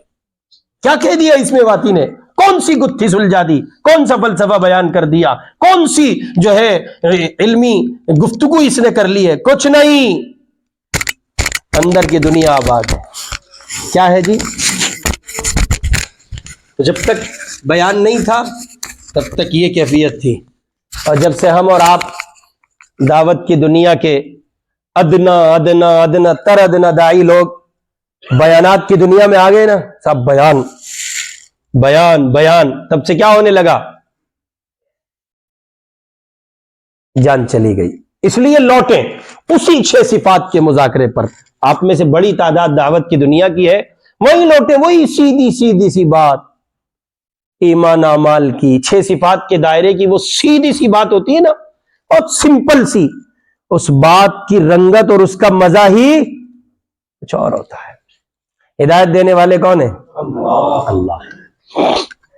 باہر کیف میں عرض کر رہا تھا کہ ہمارے معاشرے میں یہ عصبیت کا گناہ مختلف زاویوں سے اور مختلف حوالوں سے پایا جاتا ہے.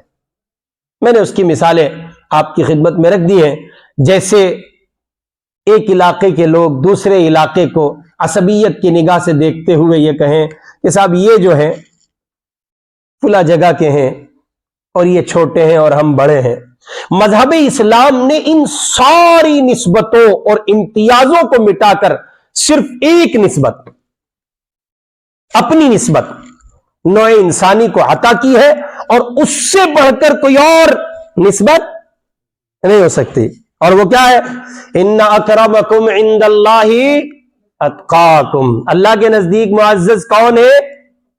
جس کے پاس جتنا تقوی ہے. اب جہاں تک سوال ہے اس بات کا کہ صاحب ہم برادری پر محنت نہ کریں، ہم اپنی قوم پر محنت نہ کریں، تو بالکل کیجیے. کون آپ کو روکتا ہے اس سے؟ ہرگز نہیں، ہرگز نہیں، قطعاً نہیں، کوئی آپ کو نہیں روکتا کہ آپ اپنی برادری پر اپنی قوم پر محنت نہ کریں. مگر یاد رہے کہ آپ اگر اپنی قوم پر محنت کرتے ہوئے دوسری اقوام کو حقیر سمجھتے ہیں تو یہ نظریہ سراسر باطل ہے، فاسد ہے، اس کی گنجائش نہیں ہے. چنانچہ یہ بھی جان لینا ضروری ہے کہ تمام امت مسلمہ کی مثال، عرب ہوں یا عجم، کالے ہوں یا گورے، امیر ہو یا غریب، ایک خاندان کی مانند ہے. کس کی مانند ہے؟ ایک خاندان. اور بھائی صاحب جب ہم ایک تھے نا، جب ہم ایک تھے تب کی بات کچھ اور تھی. اور پچھلے دنوں میں دیکھ لو، اگر سمجھ میں نہیں آتا، NRC میں کیا تھے؟ جی بولو، ایک تھے. بات تھی کہ نہیں تھی کچھ اور؟ اور یہ پوری دنیا کا منظر نامہ ہے. تاریخ اٹھائیں آپ، جب آپ ایک ہیں. عمر ابن عبدالعزیز کا دور ہے، اور روم کی سرزمین پر وہاں کی جیل میں ایک بندہ چکی پیستا ہے اور قرآن پڑھتا ہے. عمر ابن عبدالعزیز کا نمائندہ وہاں گیا ہوا ہے، جیل کا جائزہ لیا جا رہا ہے. ان کی سماعتوں تک قرآن کی آیتیں پہنچتی ہیں. وہ کہتے ہیں یہاں اور قرآن والا کون ہے؟ قریب گئے، جا کے دیکھا تو پتہ چلا. کیوں ہو یہاں قید میں؟ کیوں ہو؟ کہا حضرت ایمان لے آیا تھا، میں اس پاداش میں سزا کاٹ رہا ہوں، جیل میں بند ہوں، محصور ہوں. کہا اچھا ابھی لو. جا کے عمر ابن عبدالعزیز کو اطلاع دی. عمر ابن عبدالعزیز نے فوراً ایک ایلچی روانہ کیا اور خط لکھا.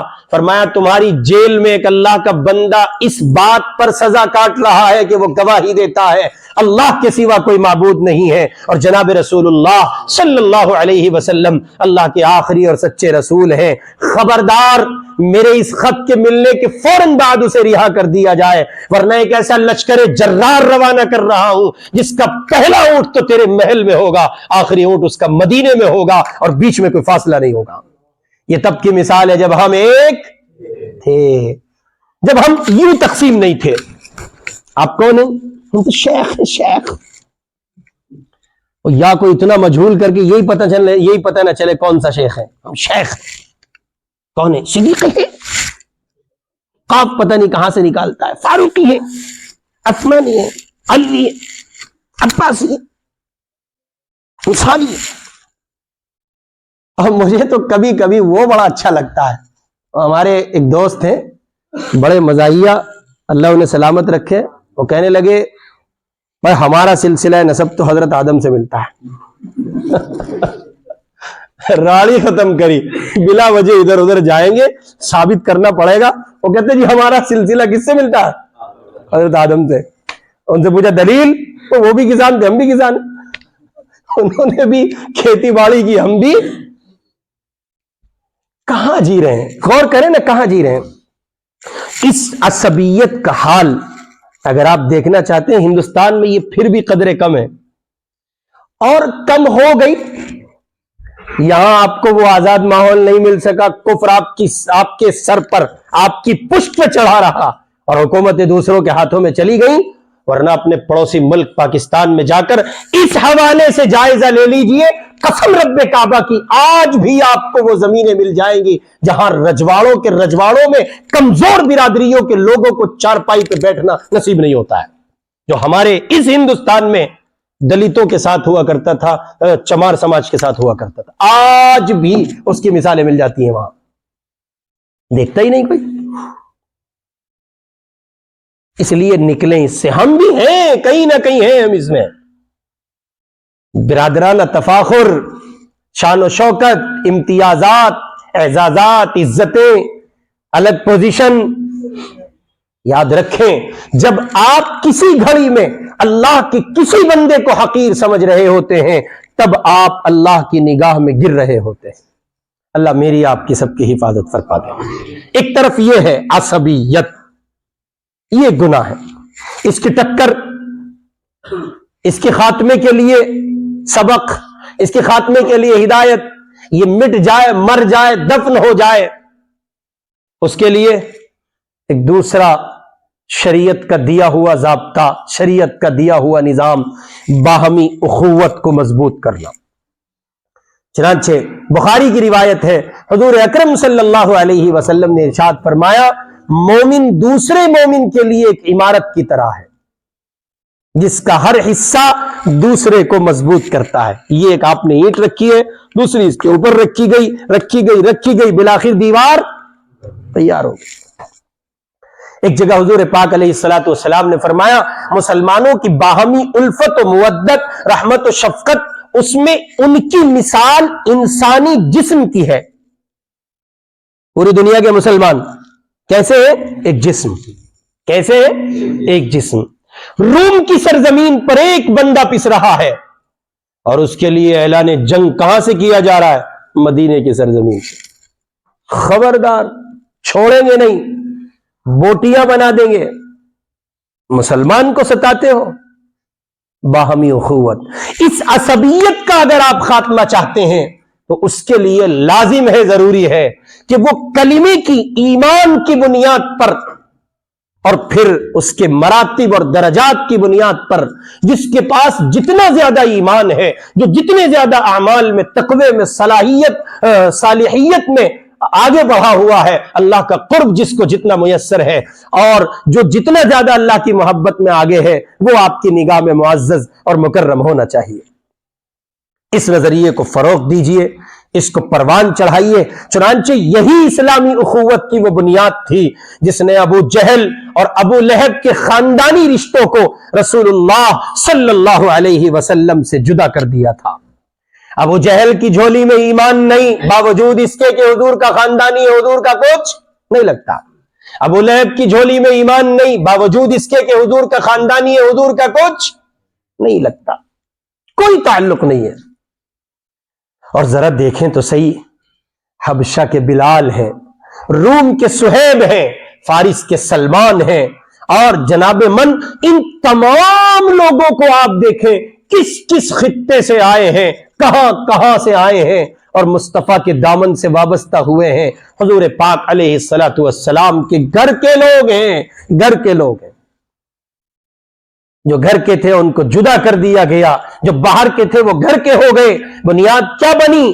وہ ایمان بنا، وہ تقوی بنا، وہ طہارت بنی، وہ پاکیزگی بنی، وہ اسلامی نقطۂ نظر بنا، وہ بنیاد بنا. جو اسلام کا آفاقی پیغام تھا، پوری ملت اسلامیہ جسد واحد کی مانند ہے، ایک جسم ہے پوری امت، اس کے ہاتھ ہیں، ہاتھوں کی انگلیاں ہیں، پاؤں ہیں، پاؤں کی انگلیاں ہیں، آنکھ ہے، ناک ہے، کان ہے، اور جسم کے مختلف اعضاء ہیں۔ جیسے مختلف اعضاء سے مل کر ایک جسم وجود پاتا ہے، ویسے یہ مختلف قبیلوں میں بٹے ہوئے، مختلف جتھوں میں بٹے ہوئے، تعارف کے طور پر بٹے ہوئے دنیا جہان کے تمام قبائل اور برادریوں کے مسلمان، یہ ایک جسد واحد ہے۔ یہ کون ہے؟ ایک جسد واحد ہے۔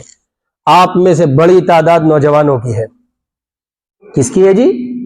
نوجوانوں کی۔ خدا را اس نظریے کو فروغ دیجیے، اس نظریے کو، اور میں تو اور آگے بڑھ کے کہتا ہوں، کوشش کرو، مقدم رکھو، جمے رہو، ڈٹے رہو، اپنی ہی برادری میں نکاح کرو۔ یہ مثبت نظریہ ہے۔ آگے آپ کو لیکن کیا ہے جی؟ لیکن اگر نکاح میں تاخیر ہو رہی ہے تو اب خاندانی پس منظر مت دیکھو، ہمارے ابا تو ایسے تھے جیسا ہاتھی دکھتا ہے۔ کہاں چکر میں پڑ رہے ہو؟ کیوں عمریں ضائع کر رہے ہو؟ کیوں بربادی کی کگار پہ بیٹھے ہو؟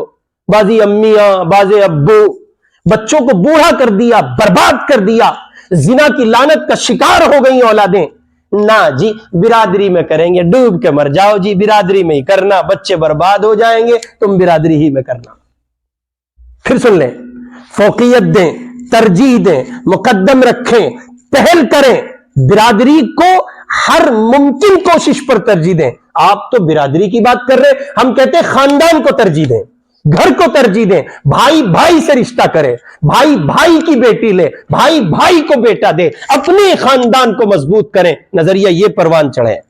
لیکن اگر رشتے نہیں مل رہے تو پھر راگ نہ الاپیں، برادری کی تسبیح نہ پڑھ، برادری برادری برادری برادری، فرشتے منتظر ہیں، کٹاپا چڑھائیں گے انشاءاللہ، نہیں چھوڑیں گے اللہ کی قسم۔ اولادیں برباد ہو گئیں، بچے تباہ ہو گئے، بیٹیوں نے اسلام چھوڑ کر کفر قبول کر لیا۔ یہ ارتداد کی جو لہر چل رہی ہے، لاکھوں بیٹیاں کفر میں جا چکی ہیں۔ اس کا کچھ اور سبب سمجھتے ہیں آپ؟ نکاح کی تاخیر کو بڑا دخل ہے اس میں۔ بازی برادری والے، ہاں جی حضرت ہم اپنی برادری میں بڑا کام کر رہے ہیں۔ کیا کر رہے ہو؟ اجتماعی نکاح کراتے ہیں، ڈوب کے مر جاؤ، اجتماعی نکاح کراتے ہو، کھانے تو اتنے کے اتنے ہی ہیں، 6 ڈشیں 7 ڈشیں، کیا فرق پڑا؟ اب دیکھو حضرت کچھ تو کرنا پڑے گا۔ جب تک آپ اس نظریے پر رہیں گے کچھ تو کرنا پڑے گا، تب تک نکاح آسان نہیں ہوگا۔ کچھ نہیں کرنا، چونکہ مصطفیٰ نے کچھ نہیں کیا ہے، تب جا کے نکاح آسان ہوگا۔ اس لیے اپنی برادری کو ترجیح دیں۔ بہت سے نوجوان ساتھی نکاح میں جو ہے وہ پہل ہی دوسری جگہ کرتے ہیں، وہ کھوٹا ہی کہیں اور گاڑنے کی کوشش کرتے ہیں۔ ان کا مخالف بھی ہوں میں اس مسئلے میں، ہرگز نہیں۔ لیکن اگر آپ کے نکاح میں تاخیر ہوتی ہے اور سچویشن کچھ اور ہے، صورتحال مختلف ہے، تو پھر آپ اس حوالے سے ہرگز اس عصبیت کو فروغ نہ دیں، یہ اچھا نہیں ہے۔ رسول پاک صلی اللہ علیہ وسلم سے پوچھا گیا عصبیت کیا ہے؟ آپ نے ارشاد فرمایا عصبیت یہ ہے کہ تم ظلم پر اپنی قوم کی حمایت کرو۔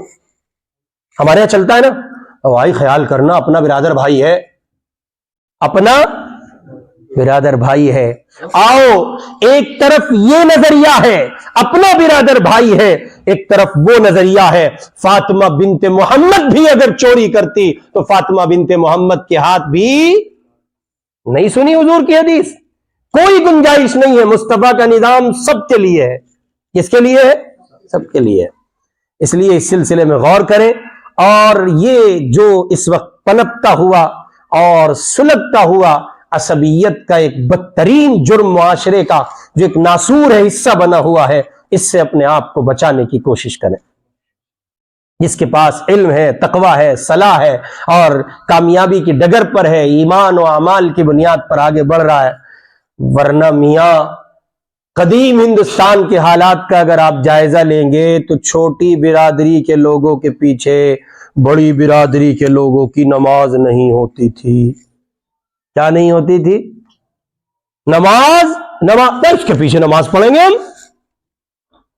ये सब वही कुफ्फार मक्का के जाहिलियत के जमाने के जरासीम है। ये वॉशिंग मशीन की वो धुलाई चाहते हैं जो अल्लाह के यहां होती है। अल्लाह मेरी आपकी सबकी हिफाजत फरमा दे। इसलिए अपने आप को बचाएं और इस नजरिए पर जिए कि पूरी उम्मत एक इंसानी जिस्म की मानिंद है। किसकी मानिंद है? एक इंसानी जिस्म की मानिंद। ये जो मॉब लिंचिंग होती है, इसकी वजह जानते हैं आप? ये असबियत है। बरेलवी चीख चीख के कहते हैं सारे टेररिस्ट कौन होते हैं? देवबंदी। हाँ, देवबंदी चीख चीख के कहते हैं सारे गुमराह कौन होते हैं? बरेलवी। अहले हदीस उन पे, जमात इस्लामी वाले उन पे, वो दोनों मिल गए उन पे। चुनांचे नजरिया आप समझते हैं मुल्क में धड़ल्ले से कहता है एक पार्टी का एक सुप्रीम लीडर टीवी चैनल पे बैठ के कहता है हमारे साथ फुला कम्युनिटी है, फुला कम्युनिटी है, फुला कम्युनिटी है, फुला कम्युनिटी है। 80-20 का आंकड़ा बिला वजह चल पड़ा है। मियां आप पिछले 70 सालों में 70 खानों में तकसीम हैं और उनके यहां बस एक खाना है। एक खाना है। कितने खाने हैं? एक खाना है। और मेरी बात कड़वी होगी, तुम्हें हजम नहीं होगी, कुछ का हाजमा खराब हो जाएगा, हो सके रोटी भी खा के ना जाओ, लेकिन कहूंगा, छोड़ नहीं रहा हूं। देखो आप कितने खानों में हो। ये दारुल उलूम देवबंद वाले, ये दारुल उलूम वक्फ देवबंद वाले, ये तो देवबंदियों के बता रहा हूं।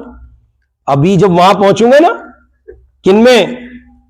बरेलवी भाइयों में, तो वहां और ज्यादा मामला मिलेगा आपको। अच्छा जी, ये मज़ाहिर उलूम जदीद वाले, ये मज़ाहिर उलूम कदीम वाले, अच्छा जी, ये जमीयत अलिफ वाले चचा जान के साथ हैं, ये जमीयत मीम वाले भतीजे जान के साथ हैं, ये जमात शूरा वाले मौलाना इब्राहिम साहब और दीगर हजरात के साथ हैं, ये जमात मरकज वाले, इनकी नजर में ये गुमराह, उनकी नजर में वो गुमराह।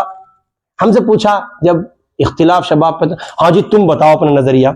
मैंने कहा जी एक को बाप मानते हैं, एक को चच्चा मानते हैं, हम तो कहीं जा ही नहीं सकते। एक बाप है, दूसरा इसकी मुखालफत करोगे, इसी के नहीं हो सकती। और जो इस नजरिए पर रहा अकाबिर को लेकर, वो हमेशा नफे में रहा। तकसीम, अभी कल ही मुझे एक साथी का फोन आया, पालियन हैदराबाद में इज्तिमा चल रहा है, तो वो हमारे मेरठ के साथी हैं भाई सालिहीन साहब, बड़ा प्यारा बड़ा सच्चा साथी है। वो इत्तिफाक से हज़रत मौलाना इब्राहिम साहब देवला दामत बरकातुहुम की मोहब्बत में वो बेचारा चला गया, मुलाकात करनी होगी हजरत से। उसका फोन आया मुझे, फोन से, उससे ट्रेन से, का ये कुछ साथी मिले सिकंदराबाद के और हजरत को बहुत गालियां दे रहे हैं। मैंने कहा कौन से हजरत को भाई? अपने हजरत को गालियां दे रहे हैं, हजरत मुफ्ती महमूद साहब मद्दिजिल्लू को, हमारे शेख।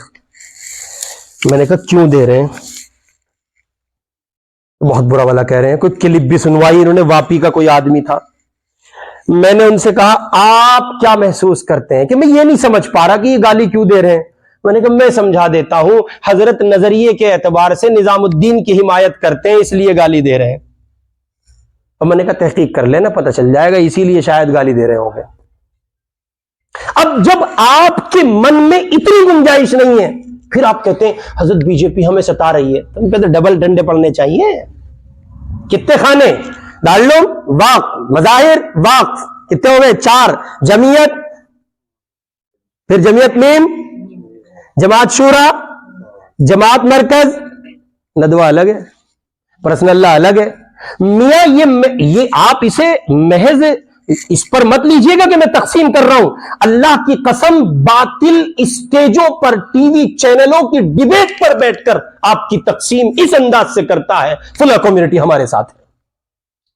आगे आ जाए आप, अब आ जाओ वहां, चलो बरेली शरीफ में, ये रिजवी है, ये सकलैनी है, तो भाई दोनों जन्नत में जाएंगे? हाँ जी दोनों, कलमा दोनों का एक है, कुरान दोनों का एक है, आला हजरत दोनों के एक है, तो झगड़ा किस बात पे है? कोई नहीं बताएगा। फिर ये जमात अहले हदीस है, ये गुरबा है, ये उमरा है। अमीरी गरीबी कहां से आ गई? जमात में अमीरी गरीबी का क्या मतलब है? हदीस के मानने वालों में अमीरी गरीबी का क्या मतलब है? پتہ چلا یہ وہی عصبیت ہے. کوئی کسی شخصیت کو پرموٹ کر رہا ہے, کوئی کسی شخصیت کو پرموٹ کر رہا ہے. میاں جو دین سے وابستہ تھے, جو کام سے وابستہ تھے, ان کی نگاہ میں وہ بھی محترم تھے, ان کی نگاہ میں وہ بھی محترم تھے. اور جو جڑے تھے شخصیت سے, وہ تو ظاہر ہے, وہ تو بیٹھیں گے. بھئی جس کا حضرت کمزور پڑے گا وہ بندہ کمزور پڑے گا. کام کبھی کمزور. آپ کام والے حضرت والے ہیں؟ کام والے ہیں جی. دیکھو سیدھی سی بات ہے, ہم تو کام والے ہیں. نظریات کی جنگ ہے, کوئی کہیں جا سکتا ہے, اختلاف کا حق ہے آپ کو. آپ کا من نہیں لگ رہا ادھر, وہاں چلے جاؤ. نماز پڑھنی ہے, یہاں نہیں جی کر رہا, وہاں چلے جاؤ. ارے کتنا پیارا نظریہ سکھا گئے ابو ہریرہ. ابو ہریرہ تم روٹی کھاتے ہو معاویہ کے دسترخوان پہ, نماز پڑھتے ہو علی کے یہاں. ہاں تو اس میں کیا بات ہے؟ اس میں کیا بات کہ یہ بات بڑھیا نہیں؟ کیوں نہیں ہے بڑھیا؟ دلیل دو. کہ پھر تم بتاؤ بھائی روٹیاں امیر معاویہ کی اچھی ہے اور نماز ایسے جیو. کیسے جیے؟ ایسے جیو. تحقیر نہ ہو, تذلیل نہ ہو, عصبیت نہ ہو, ان بنیادوں پر منافرت نہ ہو, ان بنیادوں پر تقسیم نہ ہو. مذہب اسلام اس کی اجازت نہیں دیتا. اس کا نتیجہ ہے کہ کفر آج 80-20 کے آنکڑے پر للکار کے آپ کو کہتا ہے 80% کون ہے؟ کون ہے؟ ہندو ہے. 80% کون ہے؟ 80% ہندو ہے؟ نہیں ہے. براہمن الگ ہے, تیاگی الگ ہے, بھائی الگ ہے, مستقل. پارسی الگ ہے, دلت الگ ہے. لیکن آپ جانتے ہیں انہوں نے ایک نظریے پر محنت کی ہے تو پورے 70 سال میں 80-20 کا آنکڑا کرنے میں کامیاب ہو گئے. اور آپ کہاں لگے رہے؟ آپ یہاں لگے رہے. کہاں جا رہے ہو؟ کہاں جا رہا ہوں؟ وہ نماز نہ ہوتی وہاں. وہ یہاں ہاتھ باندھتے ہو تم, یہاں تو ہاتھ باندھ کے نماز ہی نہیں ہوتی. میں نے بہت پہلے ایسوں کا علاج بتایا تھا, جو یوں کہے یہاں ہاتھ باندھ کے نماز نہیں ہوتی, کوٹ دو, پھوڑو طبیعت سے رکھ کے. جب اچھے سے پھوٹ جائے پھر اس سے کہنا دونوں ہاتھوں کو آنکھوں پہ رکھ لے, ہم کچھ کہہ رہے ہیں تجھے, تیری مرضی, چاہے جہاں رکھ تو. یہ تو بنیادی ہی نہیں ہے جن بنیادوں پر آپ لڑتے پھر رہے ہیں.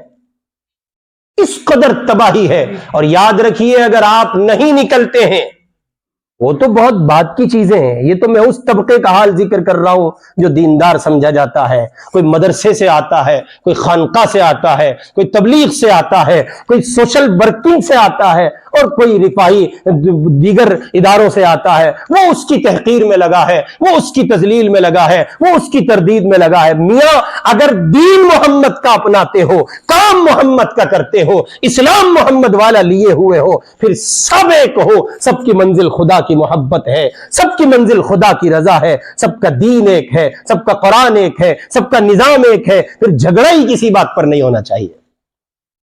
اس لیے برادرانہ عصبیت, علاقائی عصبیت, زبانی عصبیت, رنگ و نسل کی عصبیت, مالداری اور غریبی کی عصبیت, اونچے اور نیچے کی عصبیت, ان سب کا خاتمہ کرنا ہے. کریں گے انشاءاللہ. کھرچ کے پھینک دیجئے, کھرچیے ان چیزوں کو, صفایا کیجئے, مٹائیے ان چیزوں کو, اور یہاں آ جائیے. آخری بات, کہاں آ جائیے؟ یہاں آ جائیے. برما کے کچھ مسلمان پانی کے راستے بنگلہ دیش پہنچے. ترکی کے صدر محترم رجب طیب اردوغان, اللہ ان کو سلامت رکھے, ان کی خیریت دریافت کرنے کے لیے بنگلہ دیش کے بارڈر پر لگے ہوئے کیمپس میں پہنچے. ان کے ساتھ ان کی شریک حیات, ان کی زوجہ, ان کی بیوی, ان کی شریک حیات خاتون, اللہ اس خاتون کو بہت بہت سلامت رکھے, وہ بھی ساتھ تھیں. یہ مردوں میں گئے, وہ عورتوں میں گئے. جب وہ عورتوں میں پہنچی ہیں تو انہوں نے ایک خاتون سے مصافحہ کیا اور اس کو ذرا سا بے تکلف ہو کر آگے بڑھ کے گلے لگانا چاہا تو وہ برمی عورت رک گئی, سہمی, ڈری, ذرا تھوڑا سا پیچھے ہٹی. تو انہوں نے کہا کہ یہ کیوں گھبرا رہی ہیں؟ تو انہوں نے کہا کہ میں گھبرا نہیں رہی ہوں. پھر کسی نے ترجمہ کیا, اس نے کہا کہ میں گھبرا نہیں رہی ہوں. کہا اور؟ تو اس نے کہا کہ اصل میں آپ بڑے گھر کی ہیں, آپ روز نہاتی ہیں, ہم یہاں کیمپس میں پڑے ہیں, ہمارے پاس نہانے کو دھونے کو کچھ نہیں ہے, ہم بے سر و سامانی کے عالم میں, آپ اونچے لوگ ہیں, ہم نیچے لوگ ہیں۔ اللہ اللہ اللہ، اس خاتون کے جذبات کا یہ نظریہ، یہ حصہ اللہ پاک ہم سب کو عطا کرے۔ اس خاتون نے اس برمی عورت کو یوں پکڑا اور ذرا جھٹکے دے کے سینے سے لگایا، اور ایک تاریخی جملہ طیب صاحب کی اہلیہ نے کہا، انہوں نے کہا بہن اسلامی اخوت سے بڑھ کر کوئی چیز نہیں ہوتی ہے، کوئی چیز نہیں ہے، آپ اسلامی نقطہ نظر پر میری بہن ہے اور بس، اس سے بڑھ کر کچھ نہیں ہے، کوئی غریب نہیں، کوئی امیر نہیں، کوئی مالدار نہیں، کوئی فقیر نہیں، آپ میری بہن ہیں، ایمان والی ہیں، اس سے زیادہ مجھے کچھ اور نہیں چاہیے۔ اس نظریے پر آئیے، جب تک یہاں نہیں لوٹیں گے تب تک بات بننے والی نہیں ہے۔ اللہ میری آپ کی سب کی حفاظت فرمائے۔ یہ عنوان آپ کے لیے ہو سکتا ہے ذرا سا مختلف ہو، آپ کو لگے پتہ نہیں کہاں کس پہ بیان کرنے بیٹھ گیا، یہ اندر کا وہ گندا اور گھنونا مرض ہے جس نے ہمیں تباہ کیا ہوا ہے۔ اللہ پاک ہم سب کی حفاظت فرمائے اور اس بدترین مرض سے ہمیں چھٹکارا نصیب فرمائے، اصلاح کا سامان فرمائے۔ وآخر دعوانا ان الحمد للہ رب العالمین۔